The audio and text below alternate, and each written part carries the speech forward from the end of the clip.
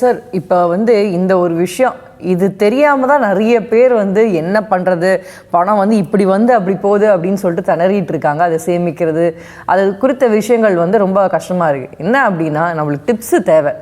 ஈஸியாக பணத்தை எப்படி சேமிக்கிறது, இதுக்கு ஒரு 4 டிப்ஸு நீங்கள் சொன்னீங்க அப்படின்னா அதை ஃபாலோ பண்ணுறது நம்மளுக்கு பணம் சேமிக்கும் போது ஈஸியாக இருக்கும்.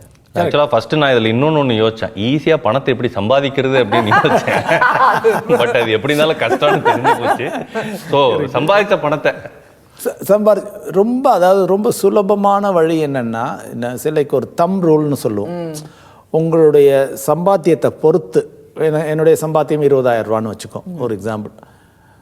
டூ ஆர் டை, நான் 10% அதுலேருந்து நான் சேமிக்கணும்னு முடிவு பண்ணிடணும். முடியவே முடியாதுன்னு சொல்லாமல் 20,000 ரூபா என்னுடைய சம்பளமாக நான் ஒரு 2,000 ரூபா சேமிக்கிறேன்.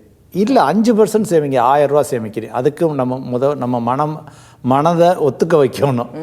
5%ஓ 10% சேமிக்கிறோம். இப்போ என்னுடைய சம்பளம் ஒரு 50,000 ரூபாயா, ஒரு எக்ஸாம்பிளுக்கு 50,000 ரூபாய்னா நான் ஒரு 20% சேமிக்கிறேன். லட்ச ரூபாயா, அப்போ நான் மாதத்துக்கு சொல்கிறேன்.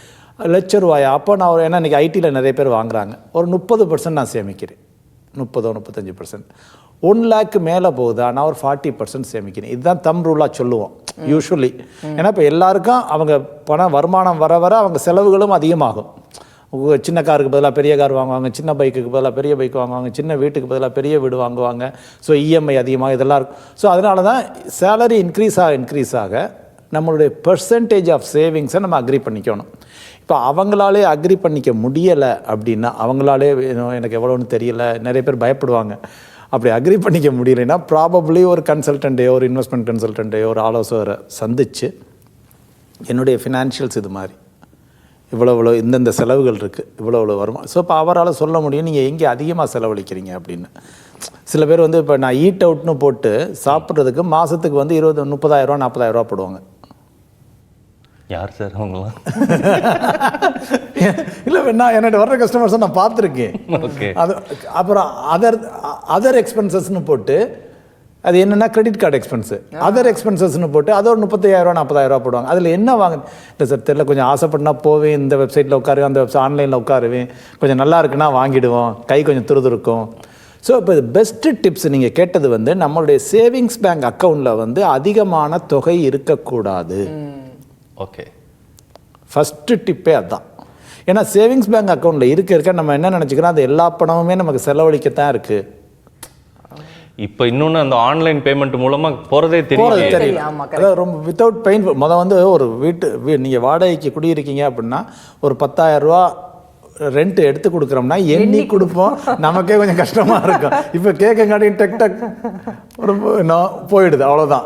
ஒரு பெயின்லெஸ்ஸாக தெரியுது, நமக்கு அதை பற்றி ஒரு உணர்வும் தெரியல. தப்பு இல்லை, that is the world today. So இப்போ அப்படி நம்ம அந்த சேவிங்ஸ் அக்கௌண்ட்டில் அதிகமாக பணம் வச்சுக்கக்கூடாது. அதிகம் செலவழிப்பவர்கள் கிரெடிட் கார்டு வச்சுக்காமல் இருக்கிறது நல்லது. கிரெடிட் கார்டு மென்ஷன் பண்ணுங்க. இப்போ ரீசெண்ட் டைம்ஸில் கிரெடிட் கார்டு சொல்லும்போது கிரெடிட் கார்டு நீங்கள் பயன்படுத்துகிற விதத்தில் தான் இருக்குது அப்படின்னு சொல்கிறாங்க. அதுக்குன்னு கிரெடிட்காகவே வாங்கக்கூடாதுன்னெலாம் இல்லை, அதை நீங்கள் சரியாக பயன்படுத்தினீங்கன்னா அது நிறைய பெனிஃபிட்ஸ் இருக்குதுன்னு சொல்கிறாங்க. பட் உங்களுடைய பார்வையில் கிரெடிட் கார்டு பற்றி என்ன நினைக்கிறீங்க? அதாவது அதிக எக்ஸ்பென்சஸ் பண்ணுறவங்க கிரெடிட் கார்டே வச்சுக்காமல் இருக்கிறது நல்லது. ஸ்பெண்ட் த்ரிஃப்டாக இருக்கவங்க, நான் கொஞ்சம் சிக்கனமாக பிளான் பண்ணி தான் சேவ் பண்ணுறேன், செலவு பண்ணுவேன் அப்படிங்கிறவங்க தாராளமாக கிரெடிட் கார்டு வச்சுக்கலாம். என் கையை அரிக்குது அப்படிங்கிறவங்க கிரெடிட் கார்டு வச்சுக்காமல் இருக்குது நல்லது. டெபிட் கார்டை யூஸ் பண்ணுறது பெட்டர் என்னைய கேட்டிங்கன்னா. சரி, இப்போ எனக்கு ஒரு கொஸ்டின். இப்போது மந்த்லி சேலரி வாங்குறவங்க, அப்புறம் பிஸ்னஸ் பண்ணுறவங்க, இவங்கெல்லாம் எதில் ரொம்ப கவனமாக இருக்கணும்? இந்த இன்வெஸ்ட்மெண்ட்டை பொறுத்த வரைக்கும், இல்லை சேலரி அதை பொறுத்த வரைக்கும் கவனம் எதில் அதிகமாக இருக்கணும்னா, இப்போ நிறைய பேர் என்ன பண்ணிடுறாங்க, முதலீடுங்கிறது ஒரு ஜென்ரலாக ஒரு 4 குணாதிசயங்கள் சொல்லுவோம் முதலீடுக்கு. ஃபஸ்ட்டு சேஃப்டி முக்கியம். நான் ஏமாந்துடக்கூடாது போடுற பணத்தில். செகண்ட் எனக்கு அது ஒரு வெல் ரெகுலேட்டட் முதலீடாக இருக்கணும். அது யார் வேணாலும் ரெகுலேட் பண்ணலாம். செபி ரெகுலேட் பண்ணலாம், ஆர்பிஐ ரெகுலேட் பண்ணலாம், ஐஆர்டிஏன்னு இருக்குது. இது மாதிரி பல நிறுவனங்கள் இருக்கிறாங்க. ஸோ பல அமைப்புகள் இருக்கின்றன. வெல் ரெகுலேட்டடாக இருக்கணும். தேர்டு எனக்கு ஒரு நல்ல க்ரோத்தை கொடுக்கணும், ஒரு டீசன்ட் க்ரோத். ரொம்ப அதே அளவுக்கு அதிகமாக ஆசைப்பட வேண்டாம், ஒரு டீசன்ட் க்ரோத்தை கொடுக்கணும். நான்காவது பார்த்திங்கன்னா கொஞ்சம் பெரிய லெவலில் முதலீடு பண்ணல, டேக்ஸ் எஃபிஷியண்ட்டாக இருக்கணும். இதுதான் 4 குணாதிசயங்கள். இதில் நிறைய பேர் எங்கே தப்பு பண்ணிடுறாங்கன்னா, அளவுக்கு அதிகமான வருவாய்க்கு ஆசைப்படுறாங்க. நான் இன்றைக்கி 100 போட்டால் அடுத்த வருஷம் 200 ஆகணும் அப்படின்னு நினைக்கிறாங்க. அங்கே வந்து அதுதான் ஃபஸ்ட்டு மிஸ்டேக் அவங்க பண்ணுறது. அதில் வந்து அவங்க ஃபஸ்ட்டு கவனமாக இருக்கணும். ஸோ ஒருத்தங்களை போய் ஒரு ப்ரொஃபஷனலில் போய் நான் அப்ரோச் பண்ண போகிறேன், ஒரு இன்வெஸ்ட்மெண்ட்டுக்காக அப்ரோச் பண்ண போகிறேன். ஏன்னா எனக்கு தெரியாது, நான் இன்னொரு ஆள் நம்பி போகிறேன். இப்போ ஒரு டாக்டர்கிட்ட போகிற மாதிரி தான் ஒரு டாக்டர். ஸோ இப்போ டாக்டர்கிட்ட போகிறதுக்கு முன்னால் நம்ம வந்து அந்த டாக்டரை பற்றி ஒரு 10 பேர்கிட்ட கேட்போம்ல, ஒரு 4 பேர்கிட்ட கேட்போம்ல. ஸோ அது மாதிரி இது அவங்க எந்த கன்சல்டன்ட்டையோ அல்லது இன்வெஸ்ட்மெண்ட் அனலிஸ்ட்டு அட்வைசர்கிட்ட போகிறாங்களோ அவங்கள பற்றி விசாரிச்சுக்கணும். ப்ரொஃபைல் வெரிஃபிகேஷன் இவங்க நல்லவங்க தானா, கரெக்டாக பண்ணி தருவாங்களா, ப்ராப்பராக அவங்ககிட்ட கஸ்டமராக இருக்கவங்ககிட்ட கேட்டு பண்ணிவிட்டு போய் இந்த 2 பண்ணாங்கன்னாவே majority of the mistakes will be avoided. Majority of the இது வந்து பேசிக் திங். அதுக்கப்புறம் ரிட்டர்ன்ஸுக்கு வந்து ரொம்ப ஆசைப்படாதீங்க. பெரிய அளவில் அதிகம் வேணும், நான் ஒத்துக்கிறேன், நல்லா வேணும். பட் ஒரு நாள் 2 நாளில் டபுள் ஆகணும். ஏன்னா அதில் போய் எந்த அளவு வேகமாக பணம் வருகிறதோ, லாபம் வருகிறதோ, அதே அளவு கீழையும் இறங்கும்.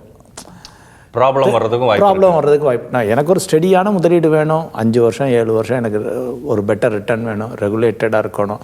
இதுங்களை பார்த்து போட்டாங்கன்னா அவங்க ஏமாறுறதுக்கே வாய்ப்பு இல்லை. உதாரணத்துக்கு இப்போ என்ன பண்ணால் ஒன் ஆஃப் த இன்றைய லெவலில், அதாவது ஒவ்வொரு காலகட்டத்துக்கும் ஒவ்வொரு முதலீடுகள் வந்து ரொம்ப ஃபேமஸாக இருந்துச்சு.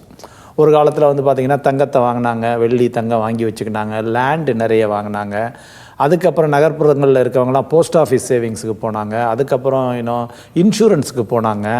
இது மாதிரிலாம் போனாங்க. பட் இன்றைக்கி இப்போ சமீபத்தில் ட்ரெண்டாக இருக்கிறது வந்து, அல்லது இனிமேல் இருக்கக்கூடியதும் கூட அப்படிங்கிறது வந்து மியூச்சுவல் ஃபண்டுகளில் எஸ்ஐபி, சிஸ்டமேட்டிக் இன்வெஸ்ட்மெண்ட் பிளானுங்கிறது. அது வந்து இன்றைக்கி மாதா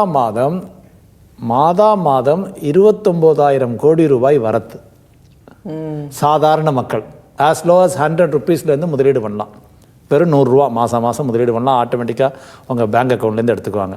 ஸோ இன்றைக்கி அகில இந்தியாவில் மக்கள், சாதாரண ரீட்டைல் மக்கள் முதலீடு செய்கிறது 29,000 கோடி ரூபா மாதம் முதலீடு பண்ணுறாங்க. இந்த மியூச்சுவல் ஃபண்டுகள் எல்லா 40-50 நிறுவனங்கள் இருக்கின்றன. இந்த 40-50 நிறுவனங்களும் சேர்த்து மேனேஜ் பண்ணக்கூடிய தொகை, நிர்வகிக்கக்கூடிய தொகை வந்து பார்த்திங்கன்னா 75 லட்சம் கோடிக்கும் மேலே. நிறைய பணம், எக்கச்சக்கமான பணம். நீங்கள் சொல்கிற மாதிரி நிறைய பணம். ஸோ இது வந்து இன்றைக்கி வந்து ஒரு பாப்புலரான இன்வெஸ்ட்மெண்ட் வெஹிக்கிளாக மாறி இருக்கு மக்களுக்கு, சாதாரண மக்களுக்கு சொல்கிறேன், சாதாரண மக்களுக்கு. இல்லை சார், நீங்கள் இவ்வளோ சொல்லும்போது தான் வந்து முதலீட்டில் இவ்வளோ வெரைட்டி இருக்கா அப்படிங்கிறது தெரியுது. சார், ஜென்ரலாகவே வீட்டில் எல்லாருமே சின்னதாக சேவிங்ஸ் பண்ணாங்க. இப்போ அம்மாலாம் வந்து இந்த அரிசி டப்பாக்குள்ளே பணம் வைக்கிறது, அஞ்சரை பெட்டி. ஆமாம், அஞ்சரை பெட்டியில். அப்பா வந்து ஏதாவது சின்னதாக துணிமணிக்குள்ளே ஒரு 200 ரூபா 500 ரூபா 1000 ரூபான்னு சொல்லிட்டு சேர்த்து வச்சுருப்பாங்க. இப்போ நம்மளுக்குமே ஸ்கூலில் படிக்கும்போது அந்த பழக்கத்தை எப்படி கொண்டு வராங்கன்னா, ஒரு உண்டியல் மாதிரி கொடுத்து, ஸோ இதில் ஒரு ரூபாவை போட்டுட்டு வா அப்படின்னு சொல்லுவாங்க. ஸோ எந்த ஏஜ்லேருந்து எக்ஸாக்ட்லி வந்து சேவிங்ஸ் அப்படின்றத வந்து ஆரம்பிக்கணும்னு நினைக்கிறீங்க?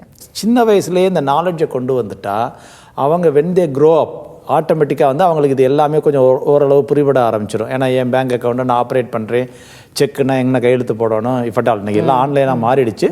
பட் ஈவன் ஆன்லைனோ ட்ரான்ஸ்ஃபர். ஸோ இப்போ இதுக்காக என்ன பண்ணாங்க, இப்போ ரிசர்வ் பேங்க் ஆஃப் இந்தியாவெல்லாம் இதை வந்து என்கரேஜ் பண்ணுறதுக்காக குழந்தைகளுக்கு நீங்கள் சில்ட்ரன் அக்கௌண்ட் ஆரம்பிங்கன்னே சொல்லிட்டு அவங்களே நிறைய எஜுகேட்டிவ் கண்டென்ட்லாம் போட்டிருக்காங்க அவங்க வெப்சைட்லேயே. குழந்தைங்களுக்கு நீங்கள் ஃபினான்ஷியல்ஸை பற்றி சொல்லிக் கொடுங்க அப்படின்னு சொல்லிட்டு.